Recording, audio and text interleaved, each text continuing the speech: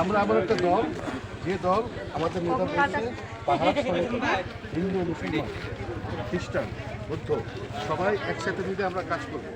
আমরা ধর্ম নিয়ে রাজনীতি করি না। আমরা আমাদের এখানে যে ধর্মেরই লোক হোক না কেন সবাই বাংলাদেশি, সবার সমান অধিকার, সমান মর্যাদা, সমান সমান সম্মান। আপনাদের ইনশাআল্লাহ আমরা একসাথে পথ চলব। ঠিক আছে? ধানের শীষ, ধানের শীষ। আপনি এখানে হিন্দু মুসলমান বলে কোনো কথা নেই আমাদের কাছে। আর আমরা ধর্ম নিয়ে রাজনীতি করি না, বুঝেন তো? ধর্ম নিয়ে একটা দল রাজনীতি করে তো, আমরা ধর্ম নিয়ে রাজনীতি করি। আমাদের এখানে যে ধর্ম হোক না কেন বাংলাদেশি সমান সম্মান, সমান অধিকার। ঠিক আছে বোনেরা?